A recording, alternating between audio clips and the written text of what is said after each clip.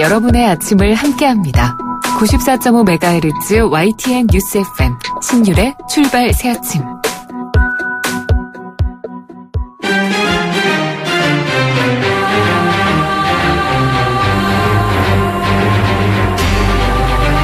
매일 아침을 뉴스로 깨웁니다. 신율의 출발 새아침. 어제 문재인 대통령과 푸틴 러시아 대통령 간의 정상회담이 있었습니다.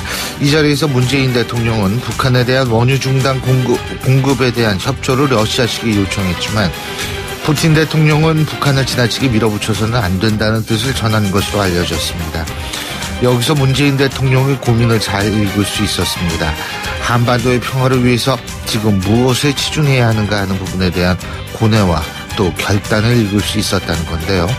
비록 러시아로부터 긍정적인 반응을 얻지는 못했지만 하지만 경제적으로 장기적으로 한국과 러시아 간의 협력과 또 다른 분야의 협력을 이끌어내는 기초를 마련했다고 평가할 수 있을 겁니다. 외교는 장기적 안목으로 접근해야 하기 때문입니다. 신율의 출발 새 아침 오늘 순서 시작합니다.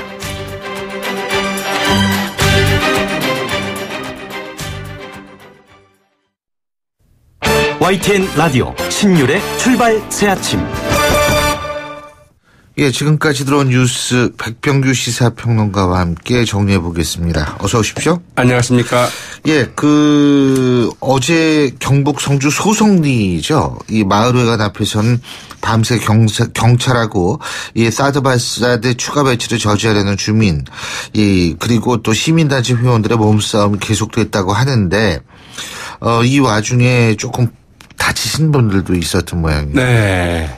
어제 오후부터 이제 그 사드 추가 배치가 임박했다는 소식이 전해지자 그 주민들과 그 사드 배치 반대단체 회원들 그리고 그 원불교 관계자들 이 400여 명이 소송리 그 마을 회관 앞에 그 집결을 했고요. 이 차량과 그 농기구 등으로 이제 길을 막고 연자 농성에 들어가는 등 그 저지선을 만들었습니다. 경찰은 병력 8천여 명을 그 투입을 해서 밤 9시 30분경부터 이제 그 소송리 마을 진입로 출입을 막아둔 그 농기계와 그 트럭 등을 끌어내는 등 이 본격적인 진입로 확보에 나섰는데요. 네, 이 마을 주민들이나 반대단체 회원들 이 400여 명이나 경찰 병력 8천여 명에게 어제 밤과 오늘 새벽 아주 그 기나긴 하룻밤이 되지 않았을까 싶은데요. 네. 마치 그 전쟁을 치른 듯한 이런 하룻밤이 되지 않았을까 싶습니다. 네, 그 상당히 주민과 그 사드 단체 대원들이 그 굉장히 그 강력하게 이제 그 저항을 해서 이 경찰은 그 진입로 확보에 큰 어려움을 겪었는데요. 여기에서 한 20여 명이 좀 그 병원에 실려가는 이런 부상을 좀 당했다고 하고요. 새벽 3시 30분경부터 새벽 1시 2시경부터 본격적인 그 진입로 확보에 나서서 5시경에는 말하자면 이 농성 중이던 이제 주민들이나 반대제 회원들을 다 그 길 밖으로 이제 끌어내고 진입로를 확보를 했다고 하는데 이 5시경에 다시 주민 한 40여 명이 기습 시위에 나서서 다시 그 도로를 지금 점거하고 농성 중이어서 지금 이를 좀 해산하는 작업을 하고 있다고 그러니까 지금까지도 아직 진입로를 완전하게 확보하지는 좀 못한 상태라고 하죠. 지금 사드 장비를 실은 그 차량들이 남김천 IC로 지금 이동을 하고 있는 모양이에요. 그렇습니다. 네? 그래서 어제 이제 그 오산 미군 기지에서는 그 사드 장비를 실은 그 미군 차량 10여 대가 오늘 그 0시쯤 기지를 출발을 했는데요. 아니, 0시에 출발했는데 남김천까지 지금 7시 17분인데 도착을 천천히 못했어요? 지금 중간중간 이제 말하자면 쉬었다 오는 거죠. 왜냐하면 그 진입로 확보 상황을 봐가면서 지금 오고 있고. 예. 그리고 이제 그 사드 발사대 그 4기는 오늘 그 추가되는 핵심 장비들이죠. 4기는 이제 그 외관 그 미군 기지에 있었는데 이거는 이제 좀 더 훨씬 늦게 이제 아마 일단 출발을 한 것 같고요. 이게 이제 말씀하신 것처럼 지금 그런 남김천 IC 정도에 와 있는 것 같은데 바로 이제 진입로가 확보되는 대로 이제 그 성주골 부장내로 이제 그 진입을 하려 했지만 아직까지 진입로가 완전히 확보가 되지 않아서 좀 이렇게 좀 대기 중에 있다 이렇게 좀 봐야 되겠죠. 예.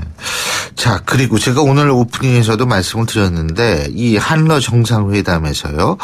이 문재인 대통령과 푸틴 러시아 대통령 두 정상이 북핵미사일 문제의 심각성에 대해서는 의견을 같이 했죠. 뭐 이거야 당연하겠죠. 근데 해법은 좀 엇갈렸는데 문재인 대통령이 우리의 입장을 저는 잘 전달했다라고 잘 표현했다고 생각합니다. 네. 푸틴 대통령뿐만이 아니라 국제사회에도요. 예. 그래서 사실 이제 문재인 대통령이 굉장히 그 강도 높게 얘기를 했죠. 예. 안전보장이사회의 그 신규 대북 제재 결의에 그 원유 공급 중단을 포함시켜야 된다. 이제 이런 이야기를 했습니다. 예. 문재인 대통령은 북한을 그 대화의 길로 끌어내기 위해서는 그 유엔 안보리 제재 강도를 더 높여야 하고 이번엔 적어도 그 대북 원유 공급 중단이 불쾌한 만큼 러시아도 좀 적극 협조해달라.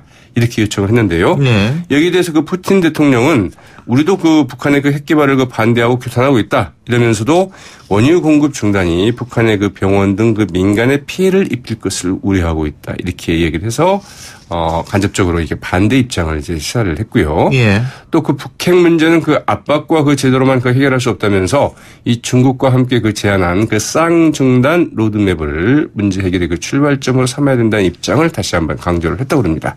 문재인 대통령은 오늘은 그 이제 그 아베 일본 총리와 그 정상회담을 좀 가질 예정이죠. 네.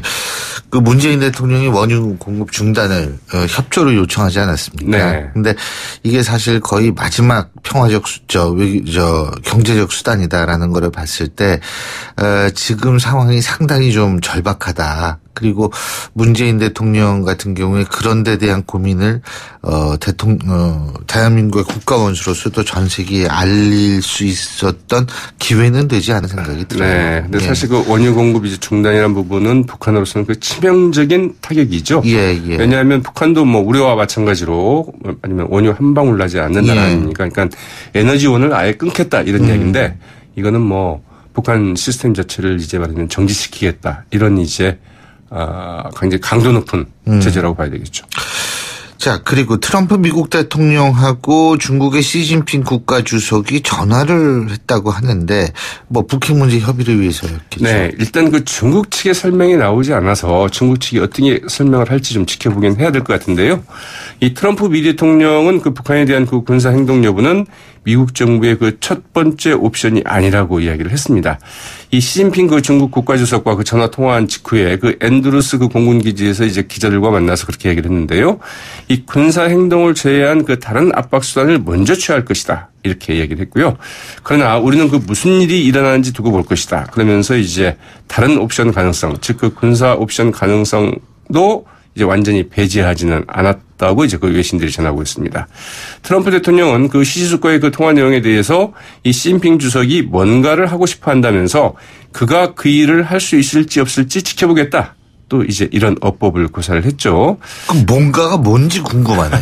네? 그래서 그 뭔가에 대해서는 이야기를 하지 않았고요. 네. 그러나 그동안 우리가 북한에서 일어나고 있는 일들을 참고 견디지는 않을 것이다. 이렇게 얘기를 했는데요. 여기서 좀 확인되는 것은 트럼프 미 대통령의 그 어법이 굉장히 모호성이 굉장히 크다. 글쎄, 이런 걸 다시 그게 한번 좋은 확인하게 거는 되죠. 아닌데. 네. 예, 오늘 말씀 여기까지 듣겠습니다. 고맙습니다. 네, 고맙습니다. 예, 지금까지 백병규 시사평론가였습니다.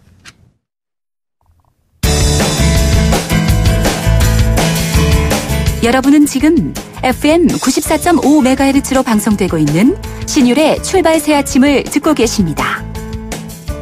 의견 주실 분은 짧은 문자 50원, 긴 문자 100원의 이용료가 드는 휴대전화 문자 메시지 우물정 0945번으로 의견 남기실 수 있습니다.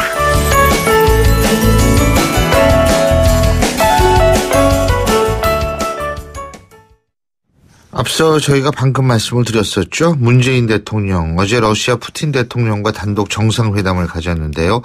북핵 불용 원칙에는 공감했지만 해법에서는 좀 차이가 났다는 평이 나오고 있습니다. 이 문제를 비롯해서 정치권 현안에 대한 입장 직접 들어보죠. 정의당의 노희찬 원내대표 전화 연결합니다. 노 대표님 안녕하십니까?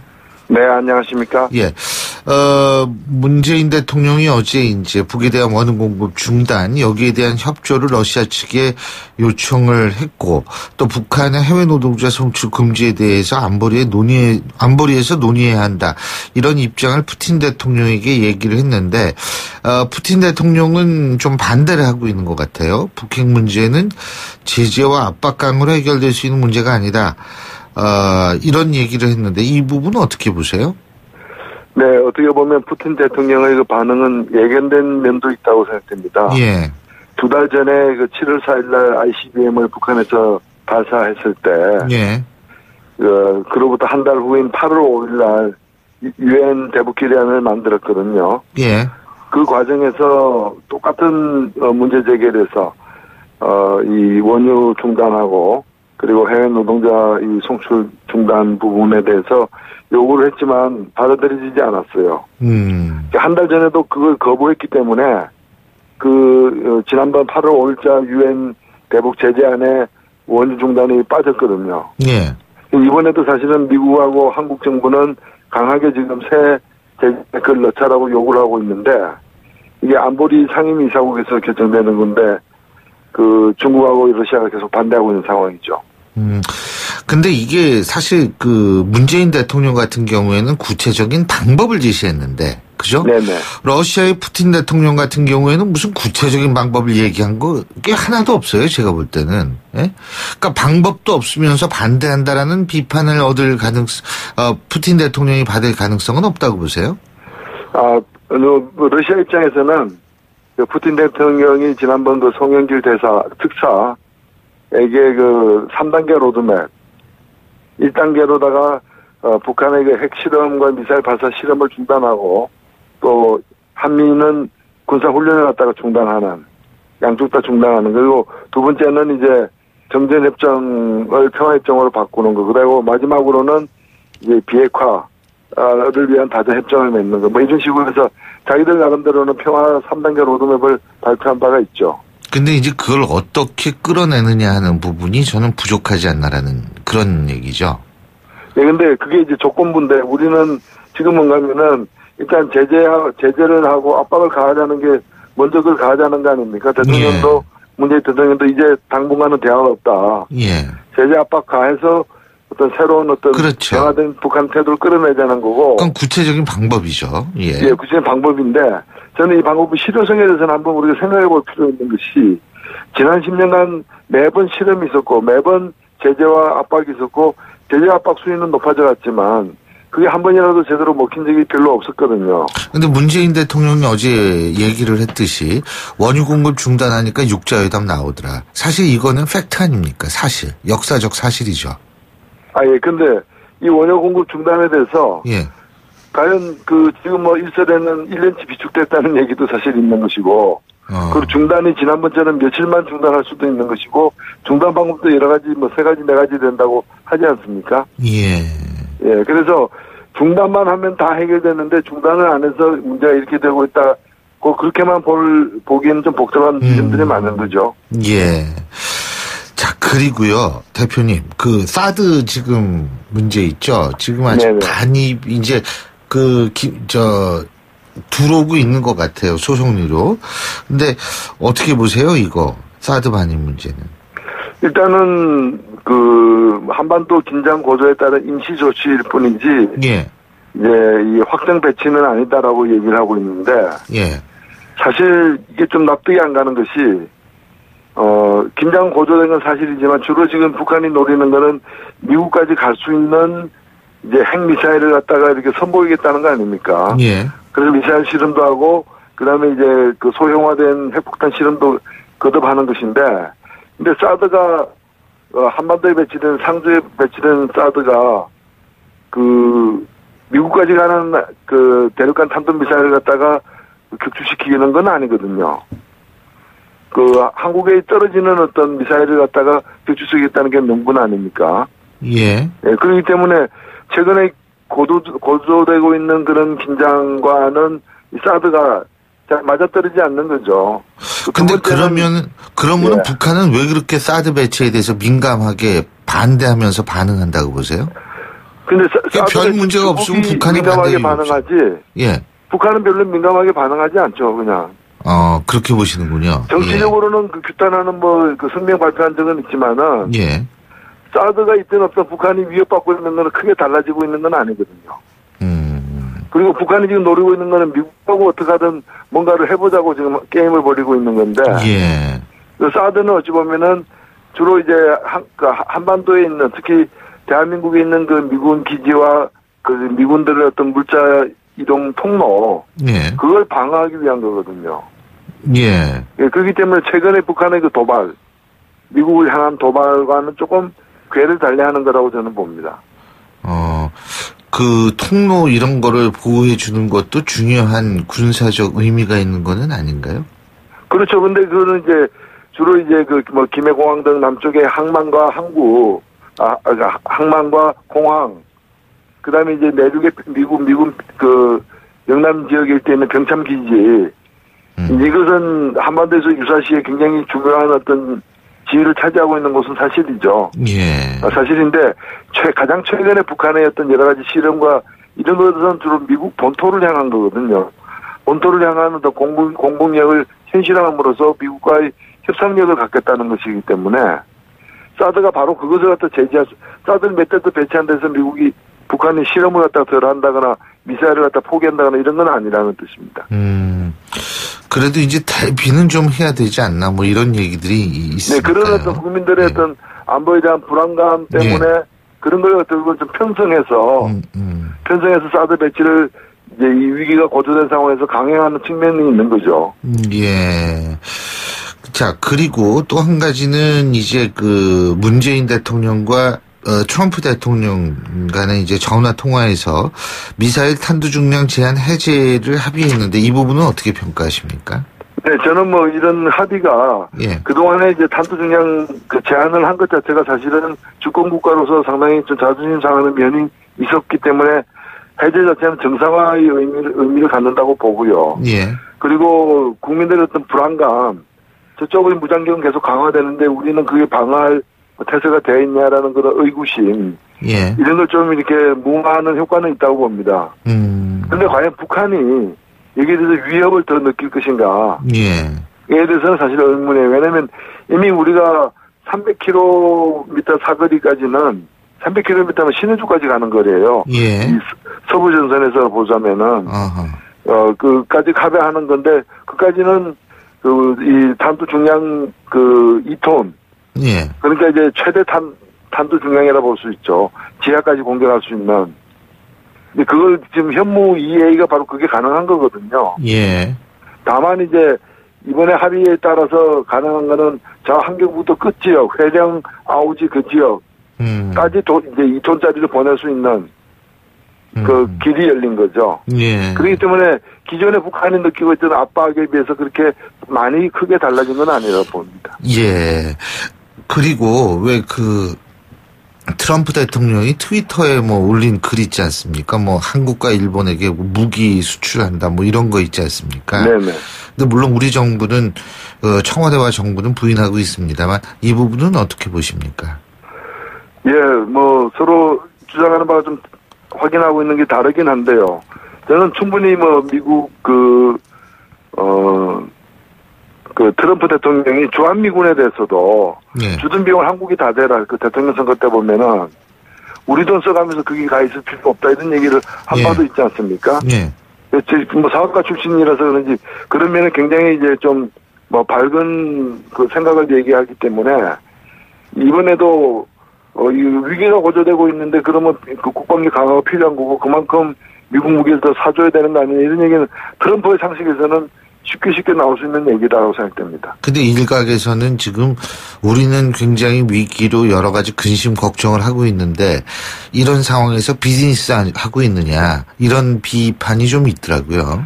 그렇습니다. 사실은 우리가 한미 동맹국이라고 하면서 이런 위기 상황에서 한미 FTA를 갖다가 거론한다거나 또는 이제 무기를 갖다가 판매하는 문제를 끄집어내는 것 자체가 특히나 이제 한국인들의 정서에서 볼 때는 상당히 좀 납득하기 힘든 거죠. 예. 자, 그리고 또 한 가지는 이제 전술핵 배치 문제인데요. 예? 네네. 지금 뭐 자유한국당에서는 전술핵 배치, 재배치뿐만이 아니라 뭐 NPT를 탈퇴해서 자체 핵무장까지 해야 된다라고 얘기를 하고 있는데 이 밸런스 오브 파워 그리고 밸런스 오브 테러 그러니까 힘의 균형과 공포의 균형이라는 측면에서는 뭐 이해할 수는 있겠지만 좀 너무 나갔다라는 얘기도 있는데 뭐 이거 어떻게 봐야 되는 겁니까? 예, 특히 이제 최근에 한반도에서 벌어지고 있는 상황은 핵 균형을 통해서 핵 억제를 할 수 있는 상황은 아니라고 봅니다. 예. 주로 이제 자유한국당에서 얘기하는 것이 남쪽에 핵이 없으니까 북은 핵을 개발하고 그 완성 단계에 있고, 예. 그래서 남쪽에 핵을 갖다가 둠으로써 북의 핵을 갖다가 함부로 사용 못하게 만들겠다라는 건데, 예. 사실 북의 핵은 남을 겨냥하고 있다기보다는 남쪽에 대한 핵 공격 능력은 3년 전에 완성이 됐어요. 예. 사실은 그 스커드 미사일 등에 장착할 수 있는 핵탄두 소형화가 이미 그때 이루어진 거고, 예. 지금 개발에 박차가고 있는 건 미국까지 날아갈 핵무기거든요. 예. 그래서 남한에다가 핵무기를 준다고 해서 미국까지 날아갈 핵무기를 개발 안 한다는 거는 성립이 안 되는 거죠, 사실은. 그 핵균형의 문제가 아니다라는 겁니다. 그래서 예.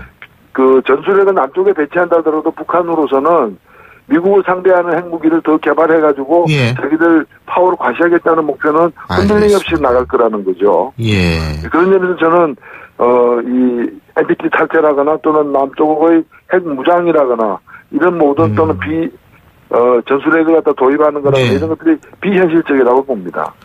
자, 그리고 요거는 좀 다른 얘기인데요. 간단하게 마지막으로.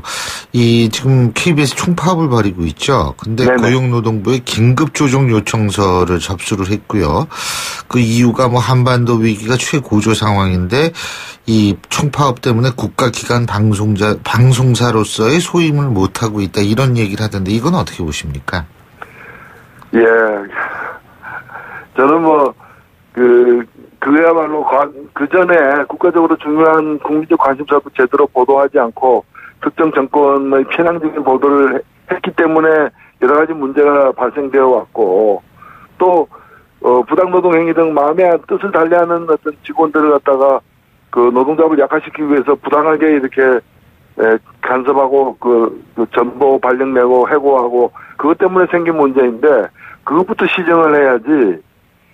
지금 현재 KBS나 MBC의 경영진이 공영방송으로서 공정방송에 지금 차질을 빚고 있다라고 얘기할 계제가 아니라고 저는 생각됩니다. 예, 잘 알겠습니다. 오늘 말씀 여기까지 듣겠습니다. 고맙습니다. 네, 감사합니다. 예, 지금까지 정의당의 노회찬 원내대표였고요. 신율의 출발새 아침 1부 순서 여기서 줄입니다. 잠시 뒤 2부에서 뵙겠습니다. 소통의 아침을 여는 공정한 목소리. 신율의 출발 새아침. 신율의 출발 새아침 2부 순서 먼저 광고부터 듣겠습니다. 예, 목요일 아침입니다. 7시 41분 05초 지나고 있는데요. 지금 교통 상황 알아보겠습니다. 박화영 캐스터. 네, 신율의 출발새 아침 교통정보입니다. 바쁘게 움직이는 차량들 속도를 잘 못 내고 있습니다. 국회대로 따라 여의도로 들어가는 길 꽉 막혀 있는데요. 신월 나들목에서 목동교까지도 밀리는데 이후로 여의도권으로 진입하는 영등포구청에서 여의 2교까지 답답합니다. 반대쪽으로도 경인 두 번째 지하차도를 중심으로 신월 나들목까지 외곽으로 향하기도 쉽지는 않습니다. 양재대로 서남 나들목에서 영곡사거리 구간 구룡터널에서 구룡마을 입구 쪽으로 밀리고요. 반대쪽으로 올림픽공원에서 구룡터널, 구룡사에서 영곡사거리 구간으로도 지체되고 있습니다. 동일로는 화양사거리 가는 길 차량이 많아서 밀리는 가운데 화양사거리 조금 못 간 곳 끝차로에는 신축 건물 공사 때문에 정체됩니다. 신율의 출발새 아침 교통정보였습니다. YTN 라디오 신율의 출발 새아침. 앞서 일부에서도 저희가 말씀을 나눴습니다만 노회찬 원내대표하고요. 사드 발사대 4기의 반입이 이제 조금 있으면 이루어질 것 같습니다. 예, 지금 현장 상황을 봐도 좀 있으면 이루어질 것 같은데요. 그러면 총 6개의 발사대가 모두 반입돼서 사드 1개 포대가 온전한 형태로 정상 가동에 들어가는 셈이 되는데요. 자, 대북 문제 전문가시죠. 바른정당의 하태경 최고위원 전화 연결해서 입장 직접 들어보겠습니다. 하 의원님 안녕하십니까? 예, 안녕하세요. 하태경입니다. 예. 지금 주민들 좀 있으면 이제 사드가 배치가 되는 것 같습니다. 예? 예. 이제 곧 반입이 되는 것 같은데, 물론 아직도 경찰이 굉장히 그 진입로에 많이 있고요. 이 주민들도 조금 있는 것 같은데, 자, 이 반입이 완료가 되면 사드 한 개 포대가 이제 정상 가동되는 거죠. 그렇죠? 그러면 어떤 역할, 어떤 변화가 있을 거라고 보십니까? 그 대북 전쟁 억지력이 좀 강화되는 거죠. 지금 어쨌든 뭐 우리가 북한 핵 수는 없지만 예? 사실상 북한의 핵 보유국은 인정할 수는 없지만 예. 북한이 사실상 뭐 핵 무장국이 된 거 아닙니까? 그리고 미사일 발사 기술도 아주 놀랍도록 발전했고 이럴 때 우리도 어쨌든 방어할 수 있는 다층적인 미사일 체계가 있어야 되고 이번에 뭐 한 개 포대뿐만 아니라 한 2개 포대는 더 가져와서 사드는 그 대한민국 전역이 그 북한의 미사일 방어에 좀 만전을 기할 수 있도록 저는 오히려 보수 진영에서는 사드 추가 배치가 더 필요하다. 2개 포대 정도는 그런 주장을 하고 있습니다. 그런데 이제 저희가 일부에서 노회찬 정의당 원내대표와 인터뷰를 했는데요. 예. 노회찬 대표 같은 경우에는 사실 지금 북한이 미사일을 하고 뭐 이런 거는 다 미국 본토를 겨냥하는 얘기인데 사드 가지고 되지 않는다라는 논리시거든요. 그 부분은 어떻게 보세요? 그거는 이제 고각 발사할 때, 그러니까 거의 90도에 가까운 각도로 발사할 때 높이 올라가면 떨어지는 속도가 빠르지 않습니까? 예. 그러니까 미사일로는 속도 싸움인데 더 빨리 떨어지면은 그 요격 미사일이 못 잡는 건데 지금 그걸 잡을 수 있는 게 사드다 하기 때문에 그 중거리 미사일도 고각도로 발사하면 이제 한국에 떨어질 수 있거든요. 그런 군사 기술적인 부분에 있어서 좀 잘 모르시는 것 같은데요. 지금 문재인 대통령 같은 경우에는 어제 왜 푸틴 러시아 대통령을 만났을 때에도 이 원유 공급 중단에 대한 대북 원유 공급 중단에 대한 러시아의 협조를 요청하고 그러지 않았습니까? 이제는 상당히 강경 모드로 들어섰다 이런 평가들이 많은데요. 이 분석 이런 부분에 대해서는 어떤 의견이십니까? 아까 조금 전에 그리고 노회찬 대표 발언에 대해서 그걸 문재인 대통령한테 한번 따져보시라고 말씀드리고 싶어요. 문재인 대통령이 뭐 그걸 모르고 사드 조기 배치를 결정했을 거라고 생각하지 않거든요. 예. 필요가 없으면 뭐 실제로 좌파 진영에 상당한 영향. 여보세요? 그걸 뭐 여보세요? 예. 좌파 진영에 상당한 영향력이 있는 정권인데 문재인 정권이 그걸 무시하면서까지 대체하진 않을 거라고 보고요. 예. 그리고 실제로 문재인 대통령 대북 기조가 지금 바뀌었죠. 예. 그래서 어제 푸틴 대통령하고 정상회담 하는 거 보면 한국 러시아 정상회담이 마치 미국 중국 정상회담 하는 거 보는 것 같더라고요. 다시 말해서 한국은 미국 입장에 상당히 가까워졌고 러시아 중국은 오히려 그러니까 이제 한국 미국은 제재와 압박을 통한 해법 그리고 러시아 중국은 대화를 통한 외교적 해법 뭐 이런 식으로 명백히 갈려서 사실상 보수 야당이 주장하던 것을 수용했다. 야당 입장을. 뭐 이렇게 해석이 됩니다. 예. 근데 이제 푸틴 대통령 같은 경우에는 조금 부정적인 입장을 보이지 않았습니까? 그죠? 그러니까 중국이랑 비슷한 입장이죠. 근데 뭐, 사실 지금 러시아 입장 보면 뾰족한 뭐가 있는 것 같지도 않아요? 러시아의 사실상 지렛대가 높진 않아요. 특히 원유 공급도 대부분 중국이고 하나 있으면 러시아 노동자가 꽤 많아요. 북한 노동자들이. 그래서 이제 노동자를 통해서 이제 외화벌이를 해가기 때문에 그 부분을 협조를 해주면 북한에 얼마간의 타격 그리고 심리적 타격이 꽤 클 거예요.